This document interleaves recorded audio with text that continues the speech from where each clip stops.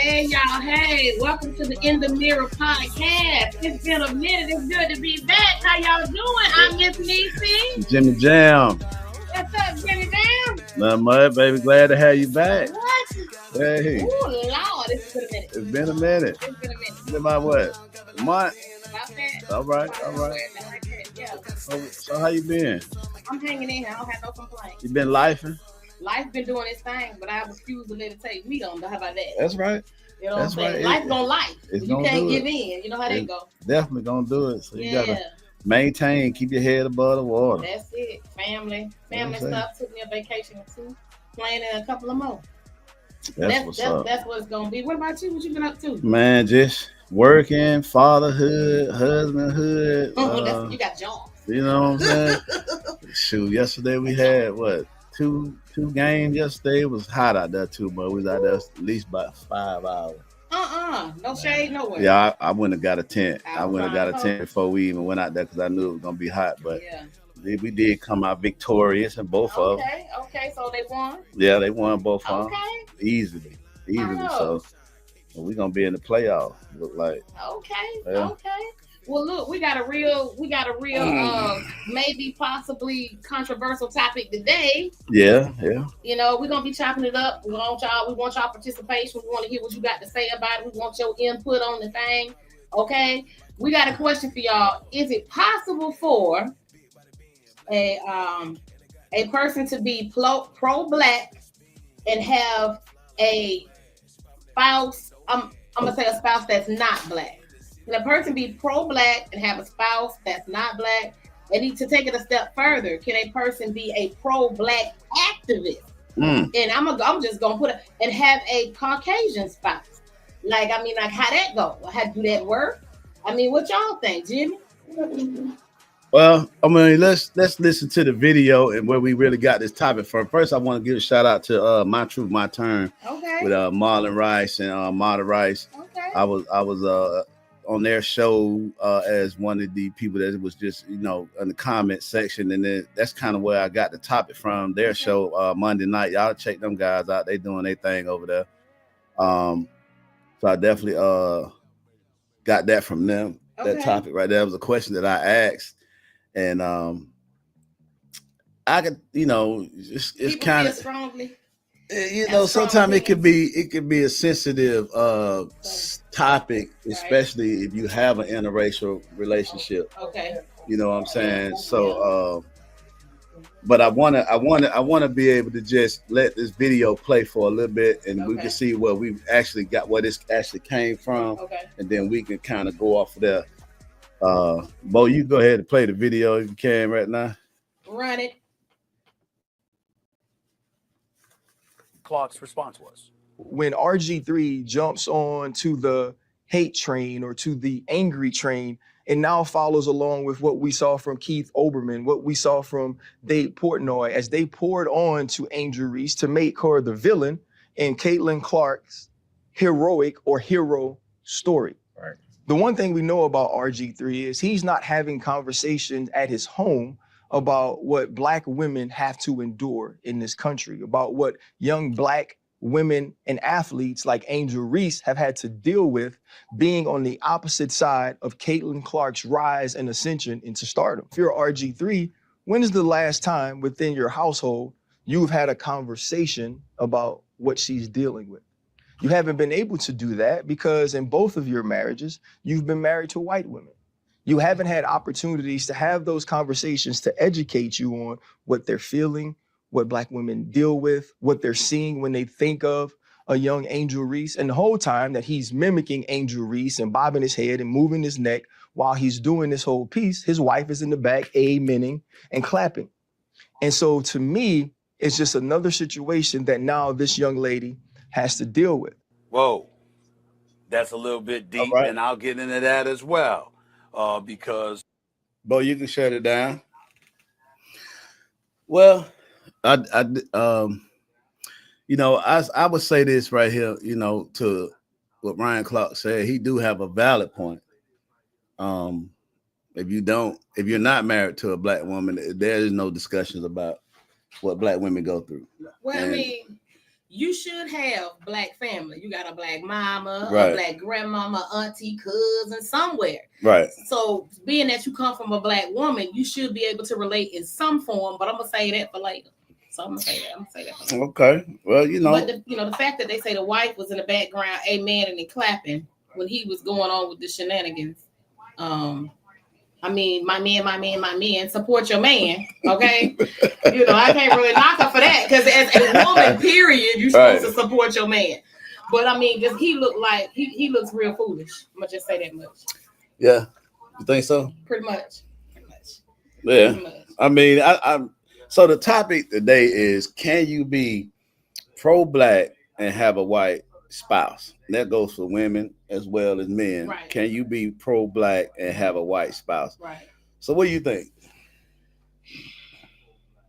I think that you can date outside of your race without necessarily losing respect for the race. But I think that over time, if you're not in the company of people of the same race, then you kind of lose touch with the realities of what black people go through. You know what I'm saying? Right. If you're not accustomed to, if you're not around, then I don't think you're influenced, so to speak, by the people you're around. Right. Right. So if you're only around people that are non-black, then I think over time you lose touch with reality as far as how black people are treated and how black people are viewed in our country. So if you ask me, can somebody be pro-black and have a white spouse? I mean, to a certain extent, but I think over time you just become less and less pro. As a matter of fact, less and less black. But that's just me. Right. That's how I feel about it. You know what I'm saying? It doesn't make you anti-black, but I think at some point you're not necessarily pro-black. Not necessarily. Well, I mean, I think at some point you can be pro-black, but I do think it definitely will take some of the it would kind of dilute it a little. Yeah, it's gonna take the fire out of it. But you definitely can be pro-black because, when you think about how, during slavery time, there were a lot of Caucasian people that didn't believe in slavery, and they really lended a hand to help the slaves to freedom and gave them a lot of insight on which way to go and how to, get out of that. A lot of Caucasian they was actually pro-black during that movement. You're right. There was actually a lot of non-black people who were instrumental in the Underground Railroad. It couldn't have happened without the help of non-black people. Right. You know what I'm saying? Right. So it's not a dig at non-black people, but the fact is, if you are somebody in a marriage to somebody who is not black, that your pro-blackness starts to dwindle, you start to kind of lose touch with the realities of how black people are handled and treated in our country. So that's just my take on it. I mean, you can, for example, you start to say silly stuff like, it happened a long time ago. You should move on. How can you move on from something that you want to say happened a long time ago? Shit happened. It's still happening now. Right. How many truck drivers been hung in the Carolinas in the last 6 months? I know of at least 2. And I'm talking about hanging, dangling from trees. And my condolences to those families. And, it takes everything in me to not want to incite a riot and burn the whole fucking place down. Right. But they say, let it go. That was a long time ago. Those your ancestors don't have nothing to do with you. It's happening now. You want me to tell people to get over something that's happening, but that happened, but it's still happening now. How can you get over something that's still going on? Okay. So do you believe that at some point all white people are racist in a sense? I believe everybody breathing has some bit of bias, if not racism, when it comes to that. What do you mean by that? Because how you move is how you feel has a lot to do with your experiences. Okay, so you take a, and I heard a video of this girl on like a TikTok or something. She was talking about how, how you have your educated, professional black family, right? And you move into these predominantly white areas, right? And you want to send your kids to what you feel is the best schools around. And you take your children, your little precious black babies, and you throw them into this all white environment. where they are ridiculed, they are teased, they are made to feel less than. It's not a pleasant experience for them. Now you got your corporate ass in the office feeling good because you feel like you're equal to your counterparts.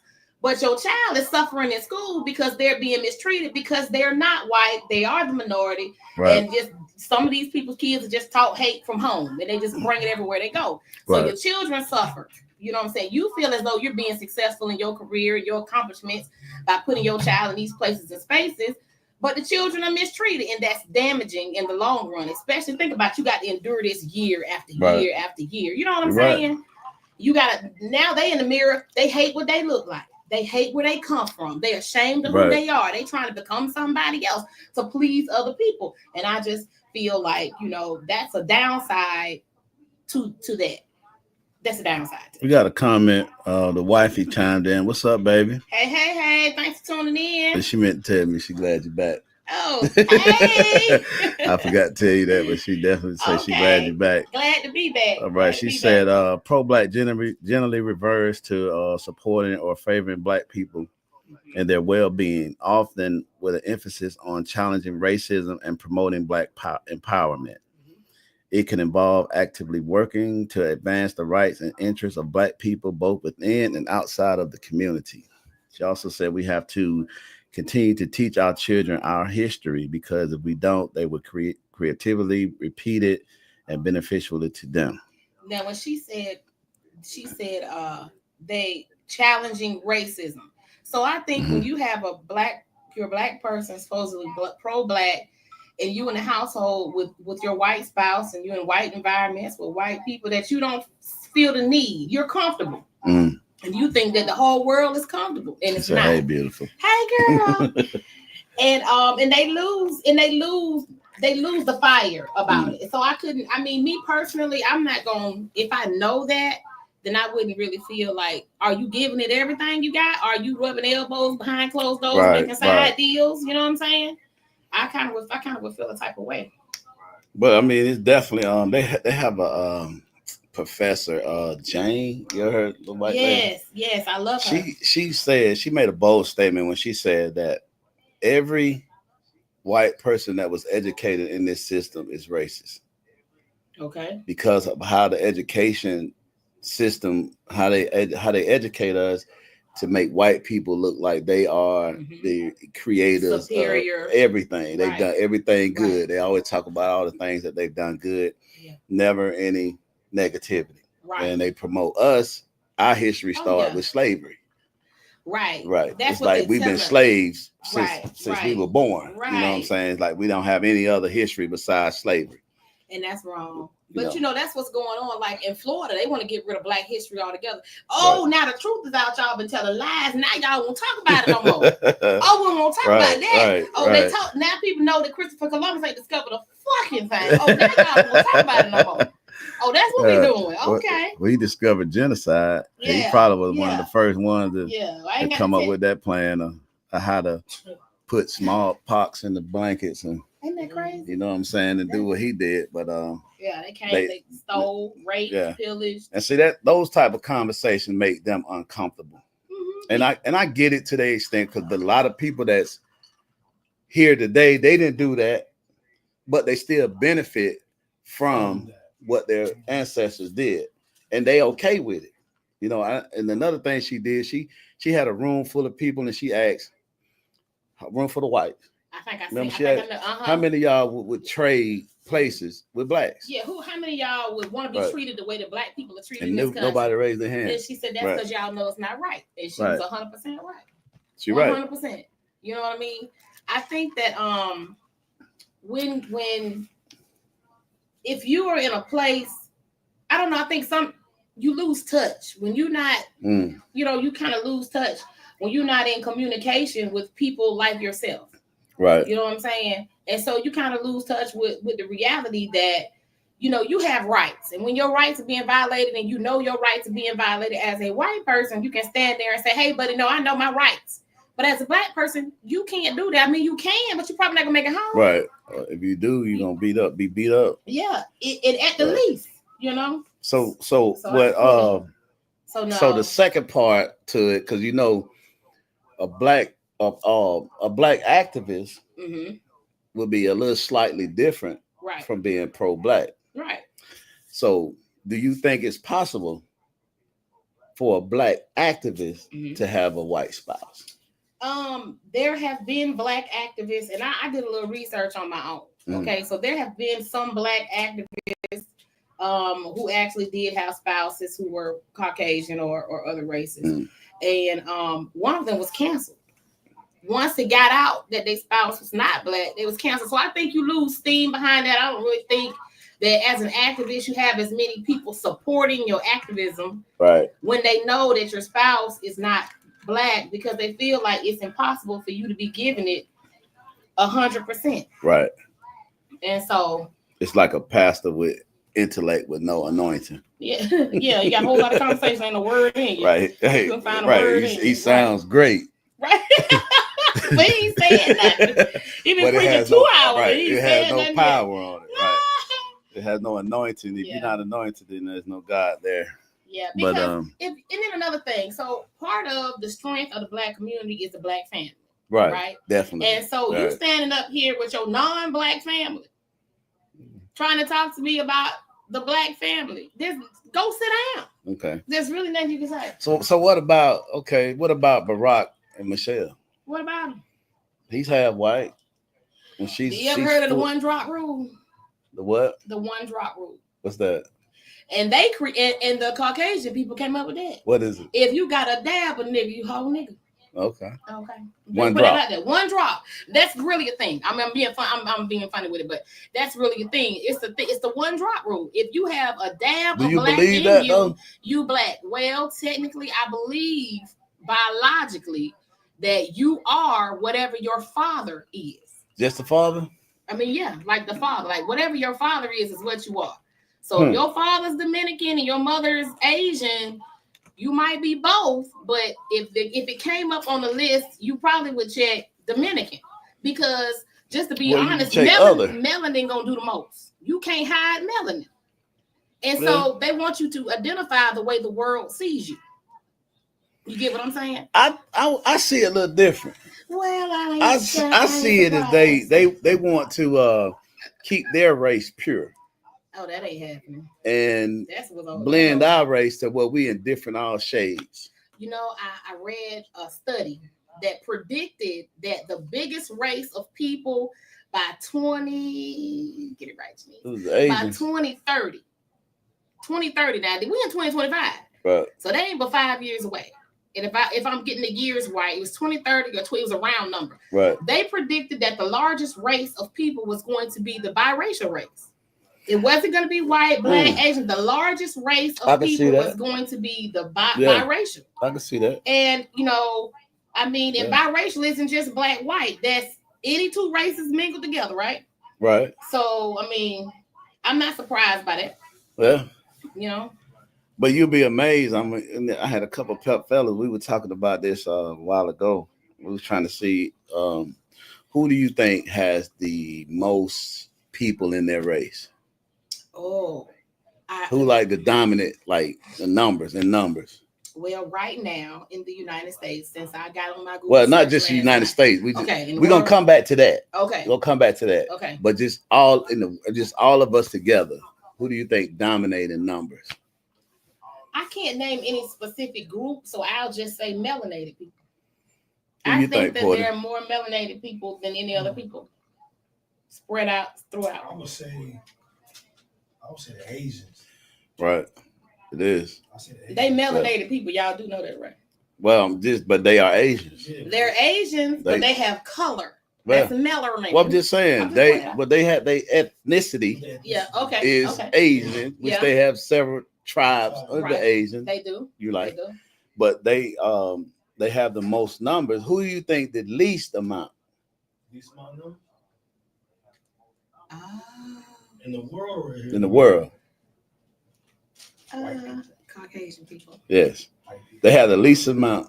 I believe because they're getting breeded. They are like anywhere from 6 to 8%, anywhere from 8 to 10. I want to say probably 8 to 10% of Caucasian. And I'm gonna tell you, I think that has something to do with that abortion law they even changed. In the United States, they represent 61%. Yes, they do. I was just gonna say that. I had got into some research, and in the U.S. they're more. In the U.S. it's 61%. Yeah. And in the study, you can look it up on Google. It say they are the least amount of race in the world. But 90% of the problems come from them. Kill, steal, destroy. I mean, I'm not, I'm just speaking what I read on Google. Yeah. Okay, but I'm not saying I agree or disagree.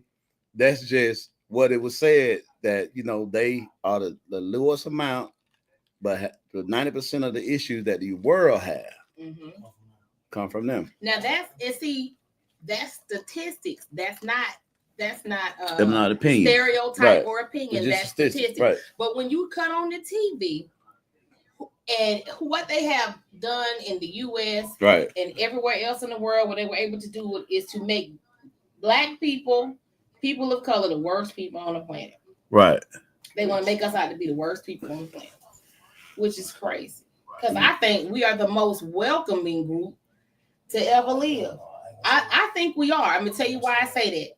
Because we are loving you say? people. You say you're not gonna say that. I'm not gonna say that Black people are the most welcoming. I think we are. Why you think get along with anybody, but we're not the most welcoming. Tell me why you say that. Who you think? Right. The most welcoming? Right.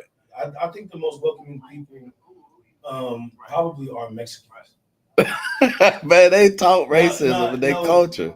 But they're the most welcome. Like, if I want to learn how to be a good race, you talking about to each other? Yeah, to each other. But that's not what she was saying. Okay, I'm sorry. She was saying we're welcoming to we welcome everybody. We welcome everybody. We welcome everybody, but I'm saying that. I mean, I'm looking at it as a people. You're saying to each other, how they are to each other. Now, Black. That's because we didn't have a lot go on, and we've been torn apart. Right. We got a reason to be the way we are. It became survival. It became It became for us. I really believe that it became every man for himself. But to each other. Yeah. That's what I'm saying. That's Whether what I'm looking at, like, we can't come together like other races.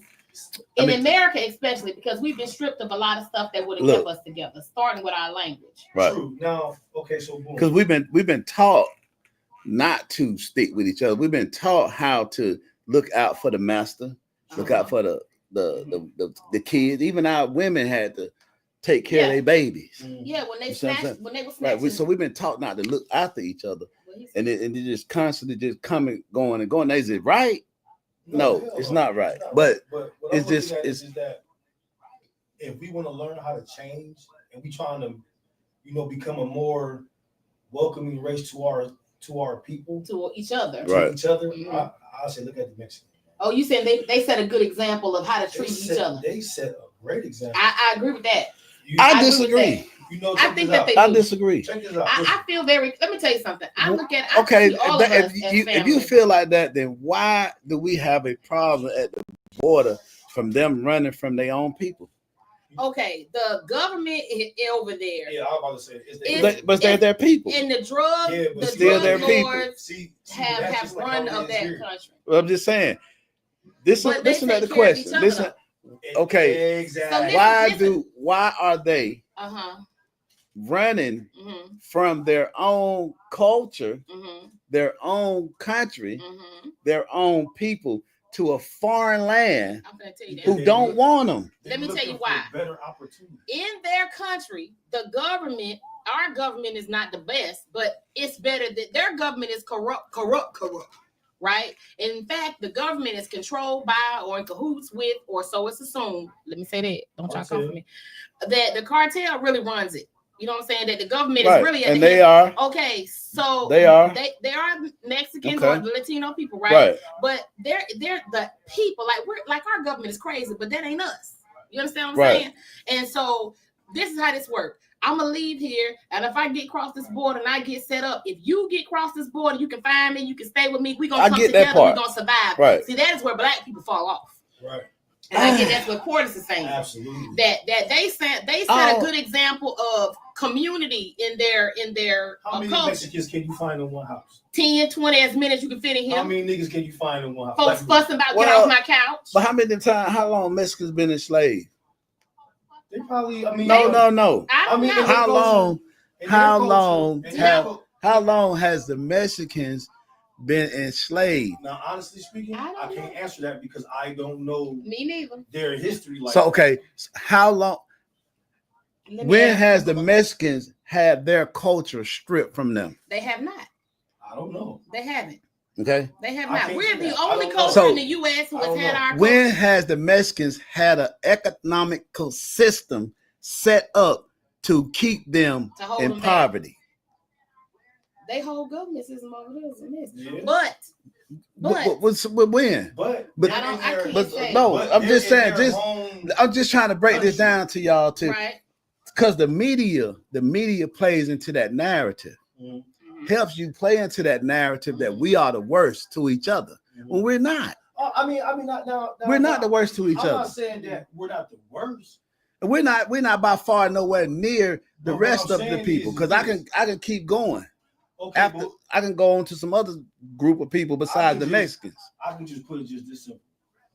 Black people, and we all been saying this, we are like crabs in the barrel. We try to pull each other down for one of us to make it, instead of us making a ladder, I'll pull you up, I'll pull you up, I'll pull He's not you heavy, up. he's my brother. You feel what I'm saying? Yeah. I get you on that. Now, we may talk about we are brothers keeper. Right. But man, come on, man. We don't live by that. We live by. We do. A lot of people don't, but some people do. We do, man. I mean, I'm not saying. I'm just saying it's really a small few. Yeah. That they make a lot. They make it big. I'm gonna put it like this. Now you don't come from this, Jimmy. I don't come from this either. But you've heard it just like I've heard it. I don't know about Portis. I don't know where you come from. But you ever hear people say, "I don't fool with my mama. I don't fool with my daddy. I don't talk to my sister. I don't deal with my brother." Who does that? I think that is crazy. Right. But see, now I wasn't raised like that. That wasn't my life. I don't come from that. Right. But I hear a lot of people say that. But I don't hear people of other races say that. I always hear it coming from us. Right. Which is disturbing because I'd be like, how you gonna talk to your sister? Like I talk to my sister every day. Right. Like how you gonna fool with your mom? Be like this instead of being like this. Right. See, like one thing I learned about these Mexican people, man. You know, and I don't mean to keep saying Mexicans, Latinos. They Mexicans. Latinos. They Yeah. You know what I'm saying? Yeah. One thing I learned from them is that they understand what unity really means. That it takes a village. That it really takes a village. Fact. I get that. Now, if we was over in Africa, I wouldn't be talking about this because they over there, they stick up for their people. They gonna ride or die. Let me tell you about know this. what I'm saying? Oh, wait a minute. Let me tell you about this. Let me tell you about us. And I don't give a where they put us. Let me tell you about us. I'm gonna tell you about the Latino community too. Okay. So in the Latino community, we have groups. We got our Mexicans. Okay. You know what I'm saying? And I love my Latino family, and I actually have Latino family. And we have our Puerto Ricans. Right. Right. Mm-hmm. So they have a thing going on that I didn't know about until a while back, and that is that Puerto Ricans don't like Mexicans. Think they better than the Mexicans. Yes, they do. And to me, that is crazy. Like all of you all are Latino. That sounds crazy to It's me. like Russians. But that's the thing going they on. better right? than Ukrainians. Yep. Right. Okay. Same thing though, right? And when you get into Africa, right? Okay, because I have done the whole 23andMe. I did the African ancestry. I traced it all the way back down to the tribe. Okay. And I was sitting in the braid shop with the African braid shop, chopping it up with the African braider. And we just talking, and she's like, "Oh, and you need to find out where you're from." And I said, "I already know, I already did that." She said, "Oh, where are you from?" And I told her where I was from. And she was like, "Oh, I'm from Cameroon." I said, "Okay." I was like, "I was going to visit Africa." You know what I'm saying? I said, "Where's a good place to go?" You know what she told me? "Come to my country. The people are good. Da, da, da, da, da." And you know what else she told me? "Don't go to Nigeria, girl. Don't go over there. Don't fool with them folks. They work roots. You can't trust them. Blah, blah, blah." So what I said all that to say is that just like it's crazy to me that the Puerto Ricans think they're better than the Mexicans, it's wild that in Africa, okay, we got all these different black people in all these different countries in Africa, and this country think they better than that country, and that country think they better. I mean, I heard, I had a manager one time who was from Africa. I can't remember his country, and he would tell me about another tribe. You know, he was from a tribe like mud buildings, grass hut kind of thing. Oh, we don't fool with that tribe because that tribe they lazy. You know what I'm saying? Like it's always something. It's always something, and it's not just black. It's amongst all the groups. You know what I'm saying? They always find something to be, and it's like crazy because y'all the same. To me, I'm looking at like when I hear Haitians, I hear, I can't verify this, maybe somebody can tune in that knows, but I hear the Haitians, somebody got some on the screen. Haitians. It says this your boy Rashad Robinson. What's up, bro? Rashad Robinson. He said, I don't know what's going on. I can't even really see it's it. Kind of in the way we say white. He say whites are bad to whites. It's territorial. You kill and steal where you live. Okay, it's territorial. Kill and steal where you live. Say, you know, we always play into the narrative of the media, and we just look at ourselves and we just the worst people towards each other, but we're not. We're not. The time. We're not. I mean, that happens.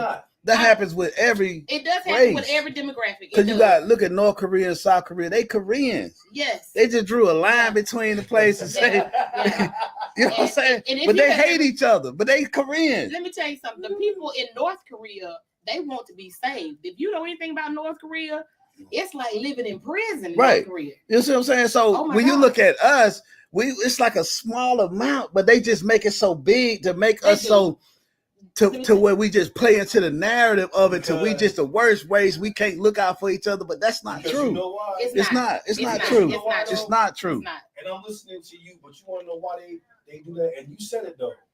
It's the media. That's all they see when they look at us and they come to our communities. Like my man said, all races have their problems. Exactly, bro.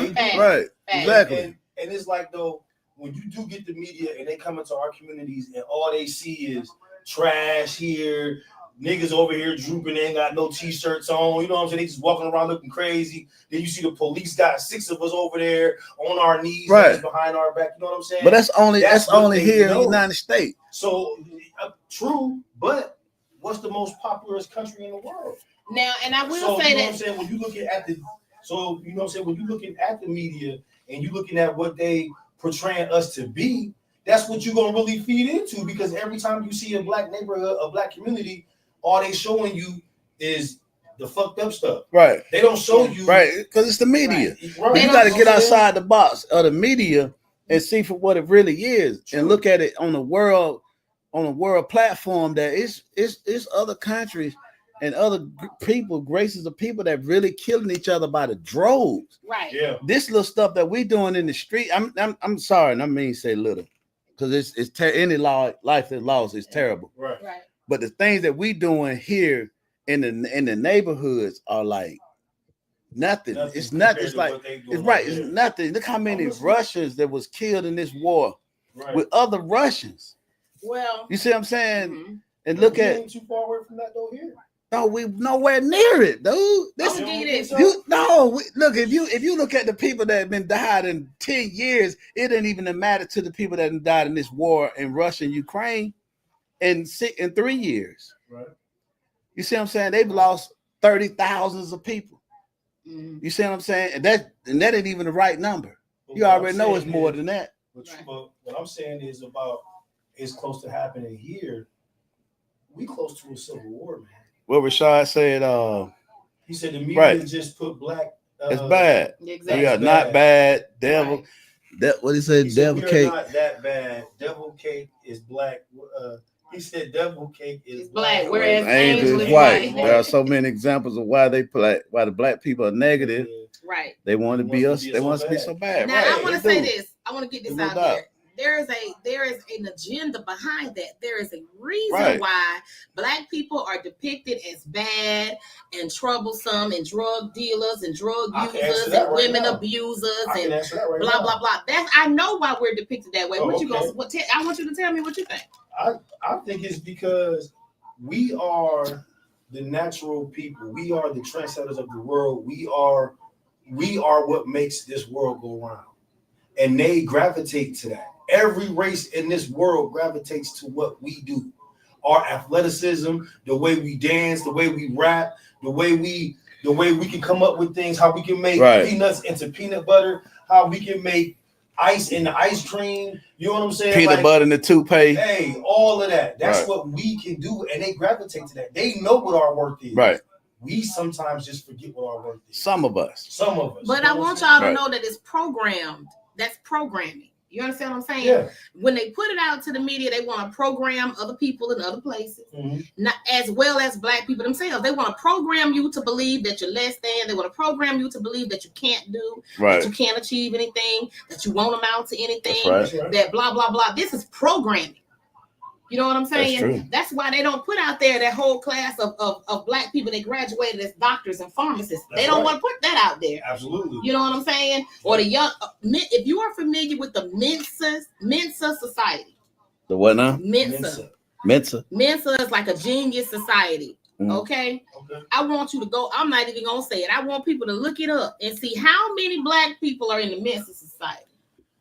And they're Mensa. young. And they probably, Mensa. hey, you know what? I think I know what you're talking about, because it was just three black young boys this year that just graduated from pilot school, Mm. and I think they were in that Mensa Society. Mensa Society. And that is for like the exceptional. That is for people who are brilliant definitely beyond their years. You know what I'm saying? Yeah, definitely. And so I want to say, y'all ready for this? Mhm. Y'all can fact check this because I want to say it's been a minute that Cat Williams is in the Mensa. Is in the Mensa Society. I wouldn't put it past him. Cat Williams is a brilliant motherfucker. Very smart guy. Very smart guy.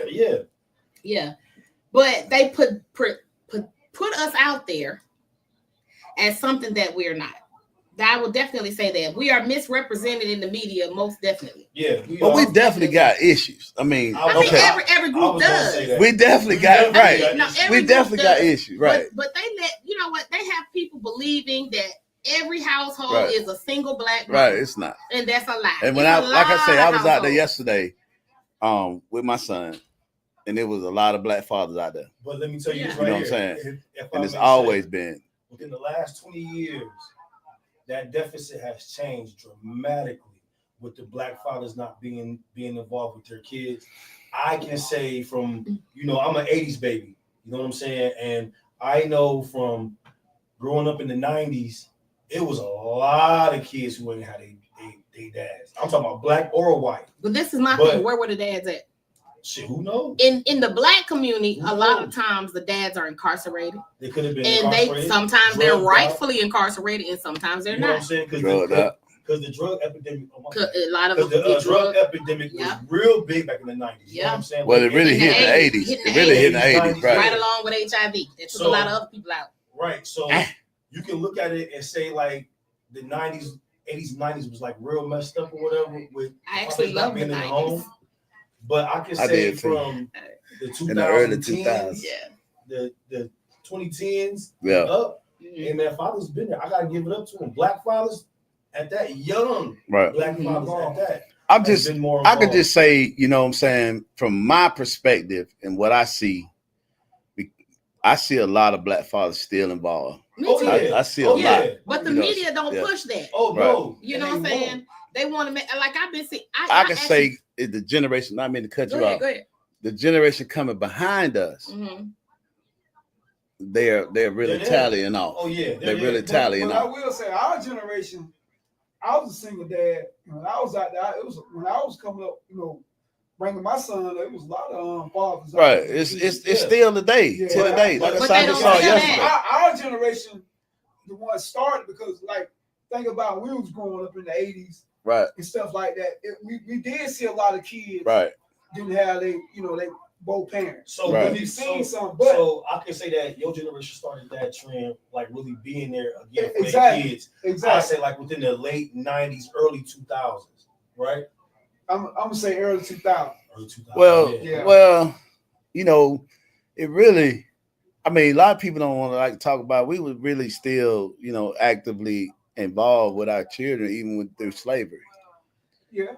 And it's never really kind of tallied off until after slavery, which I'm gonna be honest. This is how I see it, and you can come in and eat me up, whatever. Is program show is, but most definitely is. After the civil rights movement, right, and the government came up with the welfare system, that really just put up that crippled the black family. And the black family. Oh, that crippled us. We had a show about it. Let me finish the record. We had a show about this one time. Did we think that we were better off Yeah. Before slavery or now?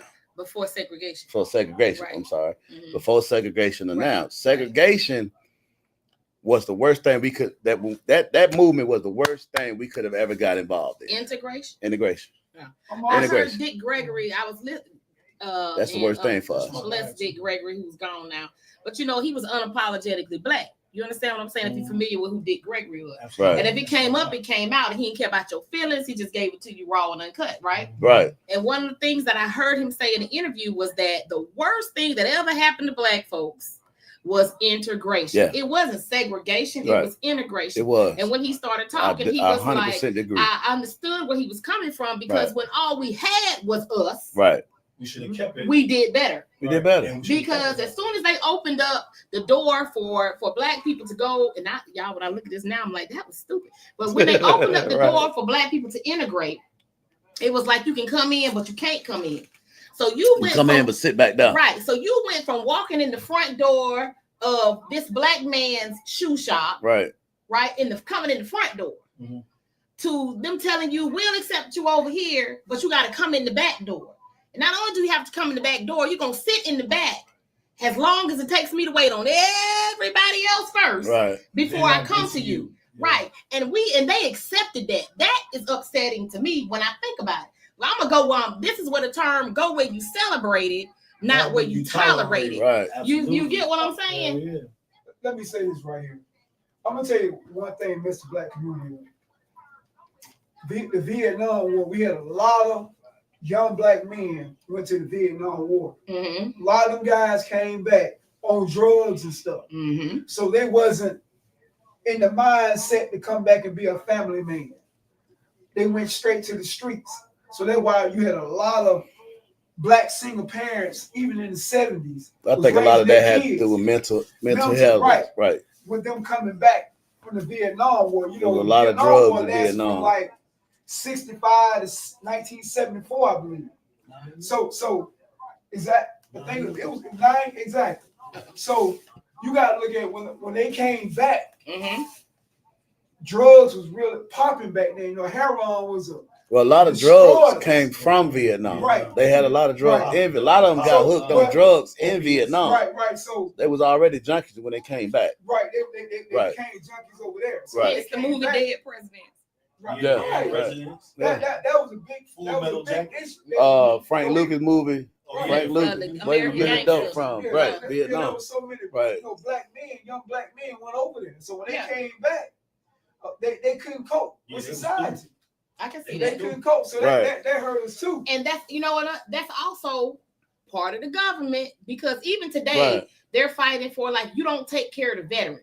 Why is the government not taking care of veterans? They served their time, they did Right. their tours, they came back, they got emotional problems, you know what I'm saying, PTSD and all this stuff Right. going on. And a lot of veterans don't get the care that they should get. But you know, I'm going down a rabbit hole with that, so I would go there another day. Right. But back to the black activists in the black community and things like that, what you were saying, I mean, I ain't gonna say what I was starting. Say it. No, I'm saying that for another day. But we can come together as a community, as black people, but we are depicted all over the world as being this horrible group of people, but that is not true. Right. But it's not the world's responsibility it's not the media's responsibility though to disprove that. Right. It's every black person's responsibility. When you step out your house, Amen. you represent yourself, your family, your spouse, your kids, vice versa, however it goes. And so people judge black people off of the black people they come in contact with. Right. So Right. if you just out here doing the most, then you're feeding into the narrative. You feeding into the stereotype. You're making what the media says look true. Right. And every time you say it out your mouth, Right. you get a devil something to play with. You get a Yeah. devil something to kind But, of construct things and get you to see things in the negative light when it's really not as bad. When you look at it on a worldly platform, when you look at it on a big, not just your neighborhood, Yeah. you know what I'm yeah, saying, yeah. not just your community, but when you look at it on a worldly platform, Right. we are not killing each other like they are killing each other. It's other races that are killing each other. They got nuclear missiles headed right towards a group of people that look just like them, Yeah. that speak like them, walk Right. like them, talk like them. Right. That some of them even relatives. Yeah. but It's representation. When you walk, I'm serious. I don't care what the world, the media has told this group of people about Black people. Every time you as a Black person come in contact with somebody that is a non-Black person, you have the opportunity to disprove that narrative. You know what I'm saying? They say, oh, Black people are hood, they ghetto, they loud. When they see you and they meet you and you carry yourself like you got common sense and you got home training, and you know what I'm saying, you speak with the proper etiquette in the proper situations and you're not out of sorts like that, you know what I'm saying? That gives you an opportunity as one person at a time to disprove the lies. You know what's wrong with our community right now? And I'm just gonna be honest. What's that? Right? Okay, you know, black women and the white man were the most educated. Dang, it's a whole bunch of comments in here. I keep hearing that. What are you saying, Jimmy? The black women and the white man were the two most educated in the United States. Okay. Black people were progress from the 80s on up to now. Before Trump came in, right. Black people were progressing. So as you know, so like I said, we had no excuse to do some of the stuff that we were doing because we were progressing as a people. If you look at the time when I was in high school, you really couldn't tell if you were poor or rich. You know what I'm saying? Because everybody was kind of almost the same a little bit. Okay. You even had people living in the project. You know, it really wasn't like that far from where you from. But nowadays, it's even better because you got people that live in the projects now, wear nice clothes. Some of them drive cars now. You ain't see that back then. You know what I'm saying? Because everybody, we don't progress so much as a people. I don't know if I'm making any sense. Because what do you mean when you say progress as a people? What are you talking about? You talking about financially? So many. I'm telling you, this is why I'm so proud of our Black women. Our Black women got when Barack, especially when Barack Obama came in, we had so many Black women got educated. So Black boys too. We had more Black boys got educated than anything. So now, when Trump came in, so you don't. Let me ask you something before you say that. Let me say that. All the Black you don't think that having the women elevate higher than the men? Do you don't think that have anything to do with us throwing off the way we operate as a race? I got something to say on that. Let me say this. See that's why that's a strategy. That's a strategy. No, that's what's taking us back now, because I'm a Black man. I'm looking at, okay, if this woman that got her education and she bettered herself, that should have motivated me to want to go out and do the same thing instead of want to be like get jealous of it. It's not that. It's not like that though. Go out and vote for this, but it's not like that. And send us back 20, 30 years. So you got to know. You got to know that they have a target that, okay, we're gonna let Black women elevate, and we're gonna target the Black men in other areas to make them decrease. That's a strategy.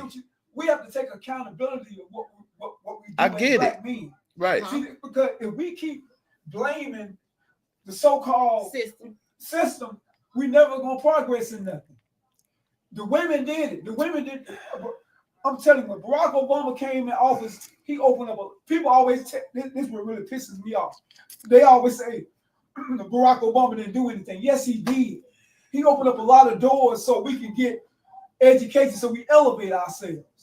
See, the thing is, the first thing we want to say, Barack Obama ain't never did nothing for us because he didn't give out no damn checks the way they thought Trump gave out checks when he was in our. He put his name on the check. He just want to put his name on it. Like he wrote it out here personally. She bring up checks. I know how these niggas think. So now, y'all realize how many Black women that lost their jobs that was making six figures, over 100,000 working within the government. Yeah. I get you with the Black women movement. I understand that, and I love Black women to the core, you know, because I come from a Black woman and I'm married to one. We got to start taking accountability and stop blaming, because we never gonna move forward. But I'm gonna say this right here, man. You got a lot of brothers that's in jail right now for shit that they did not do. I understand it. I understand it. Listen, when you have a system a police force that's targeted. Let me go back to this. I'm gonna go back to the biblical days. When these Romans knew that the Christ was gonna be born, they kind of knew who he was gonna be. They kind of knew what area he was coming from. Right. They put out a task force to kill every boy that was born in that time. Okay. We talking about before the people were let loose from Egypt when he sent out the order to kill all the. This was the Lord did that. He killed all this is when Jesus. This is when it had been prophesied that Jesus was coming. Right.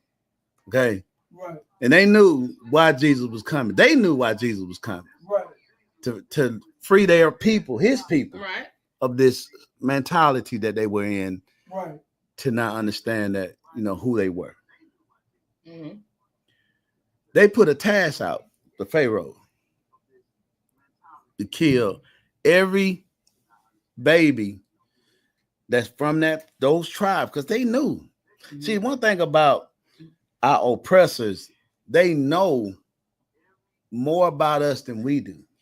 They keep that from us because the lack of knowledge. We perish for lack of knowledge. That's true. Mm-hmm. So that's an intentional part of program. From way back then. So, okay, you cannot just say that we have accountability as men to do certain things when we are targeted. We are targeted. This is what I'm gonna say right now. Who's targeted right now? We are. We're still targeted. We would never be off their radar. They're targeting with the DEI mess. They're targeting the black women. No. Why so many black the women white women benefited more from DEI than we did.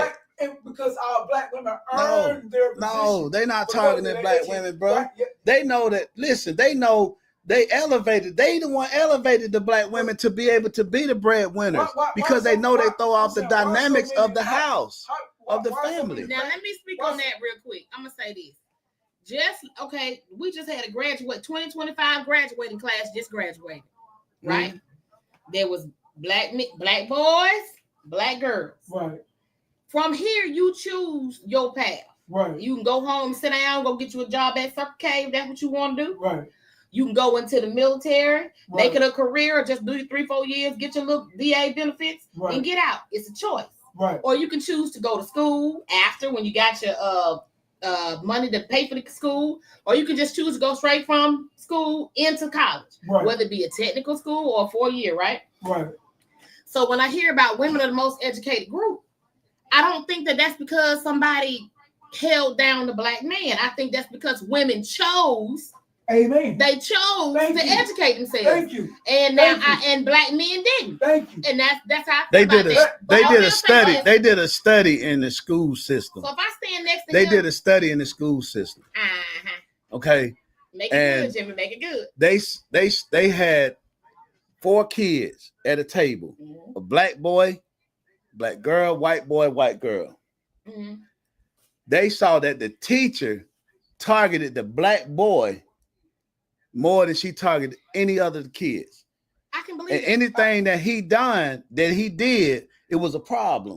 That he didn't follow the course. That's very much so true. So when you have the education system targeting the young black boys over the young black girls, how can you say that it's not a problem? That it's the men not wanting to do better than the women. What you said earlier. They opening the doors. Listen, let me finish. They opening the doors for the black women to come in and shutting the doors on the black men. This is a system to destroy the black family because they know when you take the woman and you put her out of place that God ordained her to do, you make her the top of the family because she's the breadwinner. We all know the one who makes the money calls the shots. The one with the gold rule. That's right. I don't give a shit what you're talking about. Okay, so the one who makes the money calls the shots. Who should? Okay, So when I go to sign up for school, who stopped the black man at the door and told him you can't come in and get educated? Listen, this was a study to show that we, as black men, we are more on hands-on. We are more hands-on with way we do things, way we learn. We don't learn like y'all learn. That's a trade. A trade is a hands-on. They took the trade out. They took the trade out. Let me tell you something. RN, they cut the legs out from under the black men. These women going to school, getting these nursing degrees, making $36, $46 an hour. That's a trade. A trade. Hold on. Hold on. Let's listen to Marathon. A man when he's saddled down up to his neck in debt with a dissatisfied woman who don't give a damn. She want more and more and more. Let me tell you something, woman. We ought to take you and throttle you. I'm just telling you straight up. You don't want no man like me. You couldn't live with a man like me. Because I would not take that damn foolishness from one of you. For 1 minute, I'd drive you to the door. I don't like no woman to dominate no man. And I don't like no woman who even tries. You'll never be a happy woman dogging your man out. He's not a man yet, but he will be. But if you keep on dogging him, you won't have nothing, and you'll end up being a lesbian at home with yourself, with no man by your side. I'm gonna cut that off. Listen, that's the thing that we don't understand. Okay, I'm not refusing education to I am not having anything that's negative to say about black women elevating themselves. I love it. I love strong. I come from a strong black woman. Okay. I love strong black women.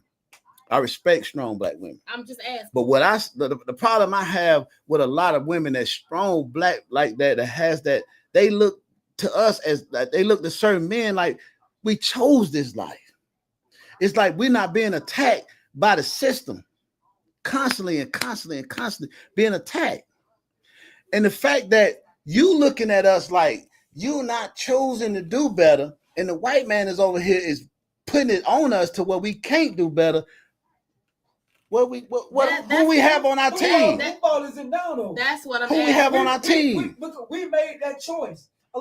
We making that choice. When we put that man in office, we made that choice then. I ain't do that shit. Goddamn lie. I didn't vote for that bastard. What about before he got in the office? No, we were progressing as a people, as a whole. No, we had black men that had contracts within the government. We got pulled away from them now. Now we're attacked as a black people. Now we always been attacked. We're really up under attack now. Facts. We always attacked. The attack never left. With the Democrats, even under the Democrats, we was never under attack. You got two evils. The Republicans are more evil than the Democrats. Yes, there's no such thing as more evil than less evil. Always more evil than others. I'm gonna take the I just think one is more clever and one is just straight bold. I'm gonna take the government out of it and just us as a people, just removing the government altogether. It's a choice. We have choices, and we have to live with them choices. Now, I'm gonna take it a step further, down to the video that was just played. If you get into your word, if you know anything about your words, you know it talks about in the Bible. You know what I'm saying? You would rather be on the corner of a roof in the rain than to be in the house with a nagging woman. You know what I'm saying? All that kind of stuff. But I'm looking at the men like you chose that woman. You chose that woman. You miserable as hell in your life right now because you chose that woman. And then that gets into what made you choose that woman. What criteria did you use when you started choosing? You started choosing by what she looked like. You was choosing by how big her ass was. I got it. You was choosing by what you heard the head game was. You wasn't choosing for the person that she was. Right. Because if people was choosing for the person that she was, you wouldn't be who you with. You wouldn't be going through what you're going through. Over intellectual with or men, men are visual. Men are visual. But I'm gonna tell you, that's why you look around and people say stuff. I don't believe that we visual. Boys are visual. Who is the puppet shit? Boys are Men in visual. general. Men are not. Men are just not visual. I think Men, men are very not visual. men. So out of 100%, right? So out of 100% of attraction, because I love doing this to them. Out of 100% out of attraction, right? And this is talking about picking the person that you're gonna spend. This has got to be the person that you're gonna spend the rest of your life with. How much do visual play, and how much do it plays a lot? It plays a lot. Let me tell you. Let me tell you why. Okay. Of each. I think. At what age? 100%. At what? At the age that we are now. We are now. I must say. I would say visual at the age I'm at now. At the age I'm at now, I would say visual will probably play about 35%. Why do so many older men date younger women? Visual. Okay. I'm gonna say it's way more No, than it's not just 30%. visual. Okay, I'm gonna tell y'all something that I know. I'm gonna tell y'all something that I know. It's energy. Let me tell you about that energy. I'm gonna tell you something that I know. Older men date younger women because of the energy that a younger woman brings into the relationship. He's able to take energy from her and get it and be reviving himself. Then you bringing an older chick in there who's tired. Get it and run, go find them little pills for himself. Listen, but he's able to revive himself through that energy. Let me tell you what an older man with a younger woman is doing. He is killing himself fast. Let me tell you why. Because that younger woman gonna run circles around your ass. When I say run circles, I'm talking about she track star, right? She flows around your ass. No, see what type of younger woman are you talking about? I know y'all know. Like my father, what type of younger woman are you talking about? I'm about to tell you. Okay. My father just passed. Okay, my father just passed. He was 68 years old.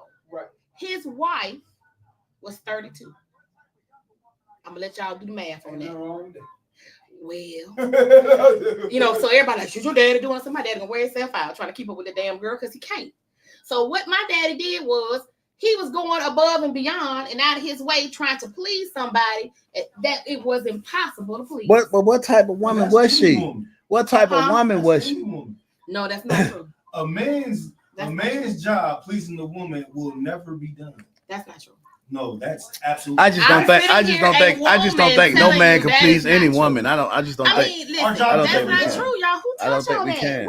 Our job is never done. It is not our job to please a woman. I'm gonna tell y'all. It's not our job. If we could do an experiment to show y'all how visual it is, instead of how men don't look at women for who they are, they look at women for what they look like. That's sex. Let me tell you the thing. That's sex. If you take that's just sex. If you take a room, you got to understand how men are broken down. We broken down in different. If you take 10 men and you blindfold these men, okay, they blindfolded. They can't see the person that they talking to. Right. And you let them engage in conversations with multiple women, okay? Right. Multiple women, they blindfolded now. They can't see these women, and they ask them to choose the woman you think is for you, just based off of the conversation and communication that you've had. Blindly, we talking about men our age. Men our age. Blindly, just off of conversations that just who this person has shown themselves to be through who they are, not what they look like. These men had to pick. I pick girl number 1. I pick girl number 2. And when you I promise you that woman don't look like what he looking for. I promise you she don't. I promise she don't. Men shop visually. Y'all are so fucking shallow. No, listen. I'm listening. It's phases to a man because when it is. Oh, this is the thing. This is the other thing. This is the understanding y'all have to understand about men. Y'all got to understand us for how y'all we is, weird, not for who y'all think we are. Okay, well tell me who y'all are because y'all weird as hell. You see what I'm saying? We have 2 phases. Okay. We have a visual phase, and that's really fleshly. I thought the phase was we looking at the ass, the titties, because it's all about the sex. Mm-hmm. It's all about the sex. The stomach sticking out. It's all about the sex. You see what I'm saying? Okay. So, okay, but when you're looking for a woman to actually make a home with, it ain't so much of the visual no more. Is it? No, it's not. I think that it is. That's why so many men miserable in their house, because you was trying to get who looked good to you instead of who was good to you. It's a girl right now. It's a man right now married to somebody. They don't even fucking like for real. Okay? Listen, hear me out. But the woman that they really like, that really made them feel good, she just didn't look like what he wanted people to see. Right. And so he's with what look good to other people, but he's fucking miserable. But that's he not is miserable with this bitch. Okay, that's why we're saying this. Let's back that up because nobody want to claim the big girl, but big girls having babies. That's the thing that women don't understand, that we are not all alike. That's true. That's because all women ain't alike. All men are not y'all alike. Think we all so you do have men that that have their priorities in other areas. And in their areas of priority, she has to have a beautiful body and a pretty face. Mm-hmm. And he can tolerate the other shit. Who can do that? Okay. There are men that like that. I don't they know want the trophy wife. Yeah, they want the one that they can show off and say, man, he got a baddie. But he miserable. Okay. He very well so. Yeah. But there are men that are emotionally intelligent. That's a few. I don't give a shit how pretty you are. Mm-hmm. I don't give a damn how big your ass is, how nice your titties is, or how good your head game is. Mm-hmm. You a piece of shit. Right. And I see you for who you are. Right. That don't mean I'm not gonna fuck on you. right. Because men are because men, we are sexual habits. We can fuck you and not have no relationship, no feelings. I believe that's just how we created. I believe we can have that. Women are not created like that. And the world went left when women adopted the same attitude. They never did. They never did. Women, their bodies not built. They never did. I'm not saying that it's right, but when you hear these, I ain't gonna go here and say, but just to touch on it, I want you to listen to these female rappers now, what they promote. They just do they promote love and marriage? They just talking though. They selling money. They're not promoting, but men been doing it in music for years, but ain't nobody talking about that. But when it comes to the music, bitches a hoe, the bitch is a hoe, take the bitch in the bitch in the hoe, and the bitch in the hoe. And he done sold 1 million records. He done went platinum hollering bitches and hoes. Now she get on here and holler about how she got good pussy sucking fire dick, and now she ain't that. But she won't. Double standard. But she won't. No. Double standard. Shout out to Glorilla. I'm just saying. We done went left. We done took our film. They should have never gave me a red cup. Now, on some real shit, I respect the ladies on the music. I respect their whole genre, everything. I think what they doing is fire because, you know what I'm saying? I'm not a sexist. You know what I'm saying? Right. I can respect the game because they more talented. They hollering. They speaking from their aspect of how we spoke about, like you said. You Short made grit by saying bitch. Right. Hello. You feel me? I mean, it's a lot it's baffling to me that I watch these comedians call women bitches and they just applaud the shit. Yeah. But the man at home with them paying the bills, if he called them a bitch, he disrespectful as hell. It's weird. I can't understand that shit. Let's get back to the visual. I want to get this shit. Okay. Get out, Mo. Get out, Mo. Y'all need to tell me. Now we gonna be honest. Please do. We gonna be honest. Every man visual. Yep. Every man is visual. Right. Because it's something about that woman. Something attract you about that woman. That's visually appealing. Exactly. Mm-hmm. I don't care if it was a skin. She could be rotten as hell on the inside. Her figure. Right. We got a visual. Right. We definitely see shit. I said for me, visual plays a part for me. Plays a major part. The visual is what draws you. But the conversation is what keeps you. The personality is what's going to keep you. But this is where the shallow comes in at, because she can have no positive conversation and she could not be, let me tell you something. She could be not positive at all. She could be not motivating at all. She could be not uplifting at all. But as long as she look good and you think that niggas are looking at you like you got something they don't have, a man will tolerate that man. No, hell no. Now don't get me wrong. I did make a post. A man won't tolerate that. An insecure man who doesn't know his value may tolerate that. And but a man won't. When it comes to women, when I asked you out of the percentage, I said out of that, visual plays 10% out of 100% to me. Right. It plays 10% because the visual is what it is. It's the introduction. Right. So you know what I'm saying, to the person. Right. Like you said, the conversation is what's going to keep you. Right. That's what I'm looking for most forward to. Right. Yeah, it's cool that you pretty. Right. You know what I'm saying? It's cool that you got a big butt. Right. or whatever, that's cool. I agree with y'all. But you could be Okay, psycho. so let me- So now, He said you can be psycho. for real. He so right, now he when right. you sit He's there right. talking Let me get this out real quick. Let him finish first. Let him finish Oh, first. I'm sorry. Go ahead. He look like he wrapping it up. So it's like, so now when you get to that conversation, the conversation is going to be that deal breaker. That's why it plays the 90% because The visual if is this what draws you. 90% Right. don't play out over that 10%, like you said, fuck on you. But that'd be about it. That's it. But making you a life partner, Right. hell no. No. We ain't gonna And do I that. was getting to that. Read I'm gonna read this and I'm gonna say what I gotta say. Okay. Maurice, I done touched some. Hold on. Okay, so Maurice made a post a day ago that said one thing a woman may not understand about a man is that we don't feel compelled to pursue every beautiful woman we see. We may admire your looks, but that's merely superficial. That's right. I agree with that 100%. I click love on it too. But I at love the it. end of the day, I'm still saying I admire her looks. And women are the same way. The thing Women are the same fucking way. now I'm gonna tell you this. They look at a nigga with muscles, nice chest, Yes, sir. and they. I'm gonna say But this. that does not I can't mean speak for every she woman. want That shit there is him appealing to me. to be Mr. Mr. Right. Right. Let me tell you He about the says- women in our current age group. Okay. One, everybody knows there's no now man don't want a broke woman just as like a woman don't want a broke man. I think that's just No, that's the not board. true. We don't give a shit about y'all money. Exactly. I didn't say they cared about the We don't money. give a I shit. said a broke woman. No. No, We don't could be care. broke A as broke shit. woman. We will take a broke ass We woman don't care if you broke. as long as she understand her femininity, We're good. and we wouldn't give a shit. We don't give a shit about y'all money. I agree. We do not care about y'all money. It's not about her money. It's about somebody that's not a liability. You know what I'm saying? But men, I've heard men need to be needed. Maybe they do. No, But because listen. that's not what we worried about. We don't want your money. You don't want your money. Let me say this. You know what I was told? I hate this conversation. The whole table conversation. What you bring to the table? Nigga, you ain't got a table. Listen, I'm just saying that the table conversation irritates my ass. Let me tell you why.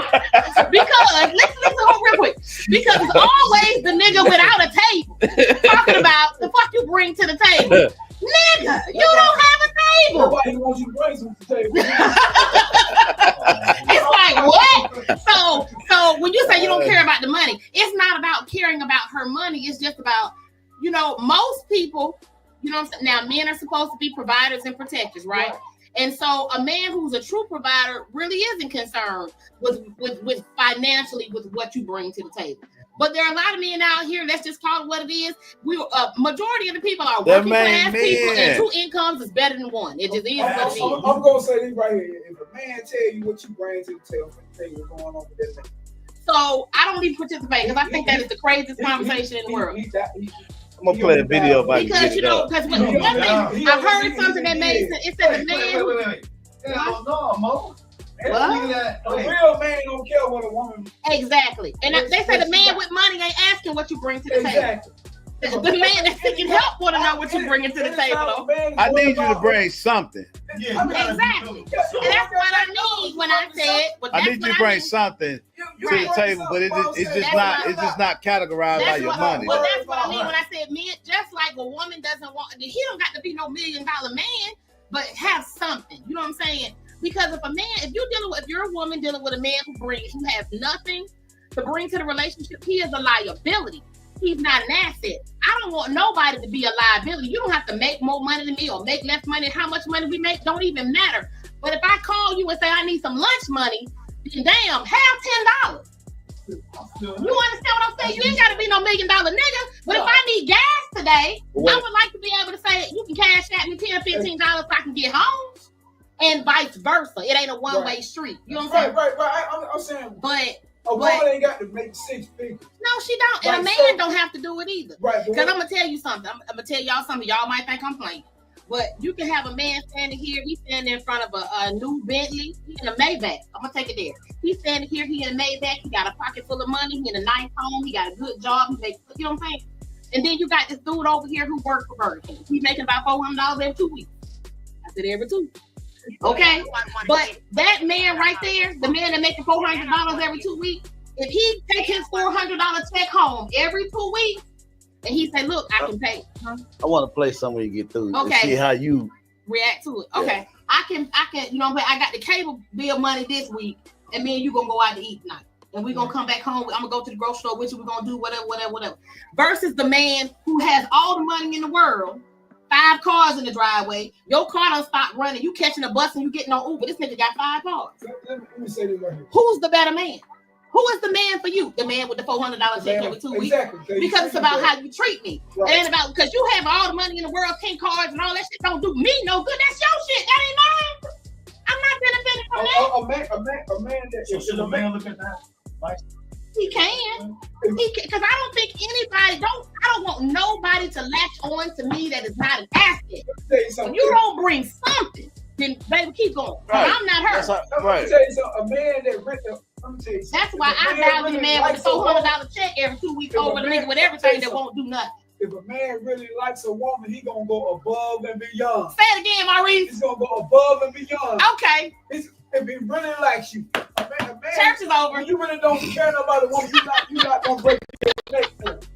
You know what I'm saying? I'm not drinking next time. And it's just like a woman that wants to look like a man. Yeah. She's gonna go above and beyond. You ain't lying. You Okay. just don't know how many clothes behind. I want to play this video. Okay. The man who I want to get would be the man that I probably wouldn't want. Because the man I would want to get would be a family safe. And he makes himself kind of boring to other women. But to me, he would be safe and loving and a family man. And he would be my boring and my man. But the man who I find attractive, big old hunk of a chocolate type of man, he's not. He's a man that I would want if I was into bad boy. If me be blunt, if I was into casual sex, I want him. I want him to fly me out. I want to do some things with him. I'm gonna do some things that he could never imagine. I'm gonna turn him in and turn him out. Man who I'd want to get would be the man that I probably wouldn't want. Okay. Now what's your question? You said you want to hit what?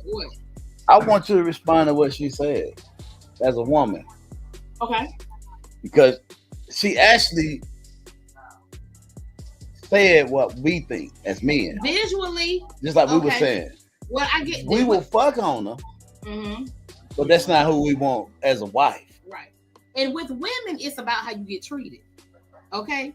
All that money shit talk. Men think women are after you for what you have. Nigga, you can have everything, but if I ain't getting, I'm not benefiting from it. It does me no good for you to have everything. You understand what I'm saying? that's the same thing vice versa. So a man Right. treating what women are looking for.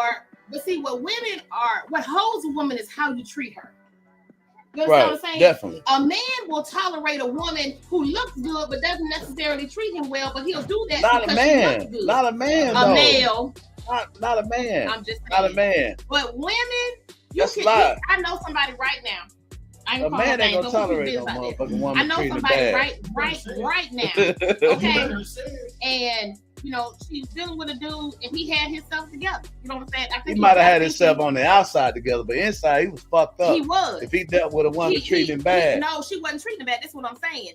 He had himself together pretty much financially, you know what I'm saying? But he was emotionally unavailable. And so she was coming up short. You're lacking because this man is not emotionally available. Right. Financially, yeah, he can pay the light bill for you, you know, keep the cable on and some shit. But for you as a person, you coming up short because this man is not emotionally mature enough to provide you the type of love that you're looking for. That is a real thing. You understand That's me? definitely. Yeah. That is a real thing. So for women, at the end of the day, especially at this big long age, and I don't know how old you are, 40, but I'm 49. But I'm just saying, I know how old you are. I'm So I think 37. nigga, You what? your ass ain't no damn 37. He say 37. Yeah, you know that's my, anyway. But God I think damn. when I say our age group, when I say our age group, I think it applies to That all nigga of us. We're all amazing. in there together. But for the most part, 42. though, you know, for the most part, though, a woman at the end of the day is how you treat her. And what men forget, what men don't realize is that when you're good to a woman, you unlock so much stuff. That's not. And I'm not Men talking realize about, that. I'm not talking about in the bed. Men I'm just realize talking that. about in life. You unlock so many Men, treasures when you are say good to a woman. some. Thank you. Don't be saying that shit like all of us like that. No, it's Song. not. Now I would say this: Song. nothing is 100% across. There's an exception to every Right. situation. 49. Yeah, men understand that. See, one thing about a man, you gonna understand your woman. If you look at your as a track man, record, you gonna know your woman menstruation cycle. You gonna know when it's about time of the month for her to have her period. If you look at your track record, people tend to gravitate towards a specific type of what people look like, right? A lot of times. And then you get to an age where looks are not as important as it used to be. And so that's when you start seeing a change in the type of people that folks date. I personally had a thing, I'm short. You know what I'm saying? So it ain't weird for me to say I like tall men. You know what I'm saying? I'm short. It don't take much for a nigga to be taller than you. It don't take much, but you know, I'm one of them pick me up. You know what I'm saying? But if we the same height, you really can't pick me up. You know what I'm saying? So you know, I really did. Look, your height is a midget. I had a thing about tall men, like 6 foot and up. Like I was in a 4 or 5 year relationship with dude. He's 6'3". So how tall are you? 4'11". Damn, you a chromosome from a midget. Pick me up. Anyway, what I'm saying is, but you know that it was kind of like I had a thing. All of the men, you know, my ex-husband, you know, my baby daddy, the dude I was with, everybody was 6 foot and up, 6 foot and up. You know what I'm saying? But so it's kind of like that was what drew me. So what was it about them tall men that would make you attracted to? I just like a tall black ass man. What it do? What it do to you though? Make me sin. Make me sin. Is that still your preference right now? I ain't gonna say. See, this is what I mean. No, it ain't a preference. The older that you get, what's important to you begins to change. So that's what I'm saying. So I may be drawn to initially the tall, dark men. She said what we said, right? But that didn't mean me. But I came to a point where I realized that they're good men. They're not all tall and dark. You know what I'm saying? Right. They're not all 6'3" up. So you can get a joke of 5'2" that love you. So if a nice man that's 5'7" want to treat me good and that's the take limit. me out, That's the limit. I'm just saying. That's the limit. I'm not gonna say no. 5'7" the limit. It ain't the limit. I just picked the number because that's considered short for a man. You know I'm about to say, how about 4 foot? 1 inch taller than me. Now we look like 2 midgets out here. But you know what? Most women have the same type. You know what I'm saying? But if you even women have a type, men don't really have a type. I think men do. I don't think we do. Like I've heard men say, you know, they like I've heard men say before, like his type was more for the tall. I don't think men have a type. Tall, thick women. That's like how I believe type. some men can wind up. Right. And some men just prefer thick women. Like this man right here might say, "Oh, she thick, she bad." Another man might feel like she's fat because he prefers slim women. Right. So it really comes down to preference. You know what I mean? But you come to a place where you find yourself entertaining and enjoying somebody that don't fit the type. You get what I'm saying? My last relationship, he was taller than me, but he wasn't tall. Right. Why y'all laughing? I'm gonna leave that alone. But I was very happy. I was very happy and enjoying my relationship. It didn't matter that he wasn't 6'3" dark skin. You understand what I'm saying? I was enjoying my relationship. I really was. All right. And so it wasn't about height. So it wasn't about that because because what you want more than I care about what somebody look like, I care about how they treat me. That's right. You know what I'm saying? That's what it should be about. So if you want to see a change the way you treat me, and you'll see a change in me. And that's most people. I saw a video on that today. You know, that's most people. They like this one girl, she said she was figuring they a light skinned guy. Right. So she ended up marrying a tall, dark skinned guy. Right. Her type, but he grew on her. That's right, because when somebody is good to you, I don't like that shit though. What you don't like? All that fucking growing on you and shit. I don't want to grow on nobody. That's fungus.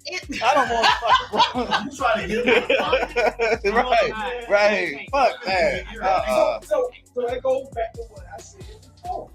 We all are visual creatures. When your woman see you, or when your woman see you, you want them to be, oh, my baby looks so good. He's so sexy. You're right. You're right about that. I don't. Bitch, don't look over here. He ain't cute. Good. I'm ready. One less hoe I got to worry about. I'm ready for the conversation about like whatever. You know what I'm Right. saying? I mean, now listen. okay. Now look, like okay, so like how Moji said, if you see your woman, you want, or your woman see your man or whatever, you want to be like, damn, ooh. Yeah, that's the introduction.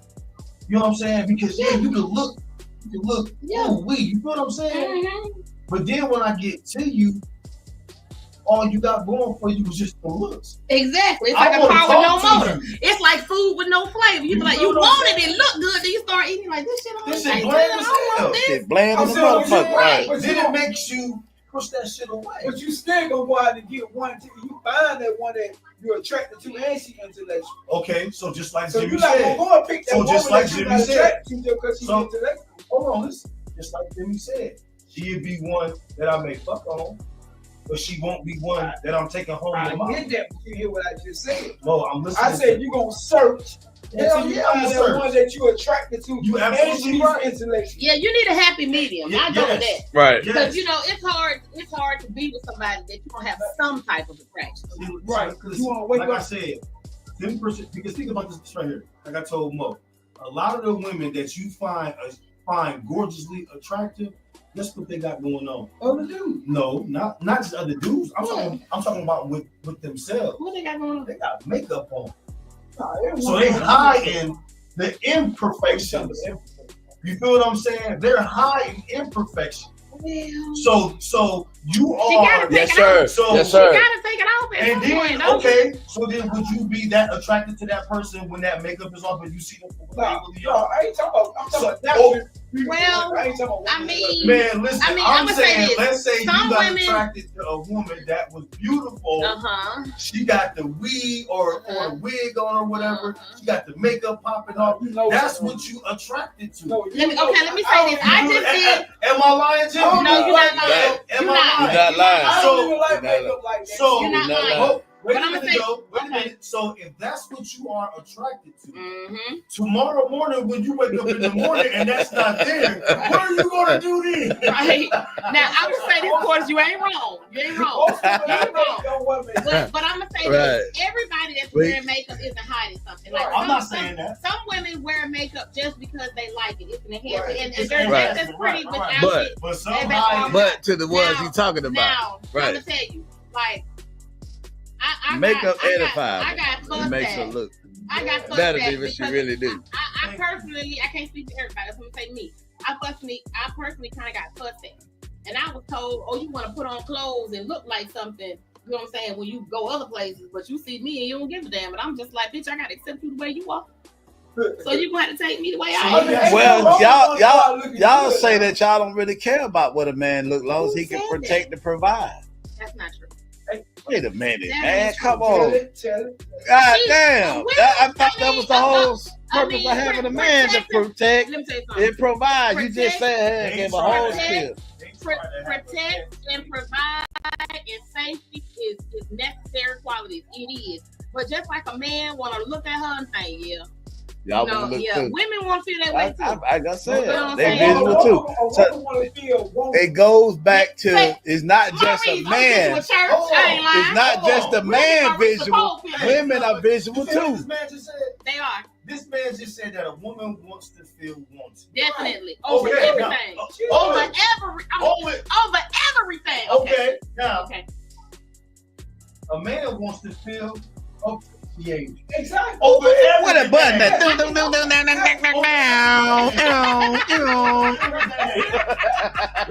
what I'm saying? So, And I'm gonna say this, and it goes back to the type of woman that you choose. You're right. That's the type. It's about the type of woman that you choose. You're right. Because if you choose the right type of woman and You you're will doing what feel you're supposed to be appreciated. doing, you will be appreciated and you will feel appreciated. You will make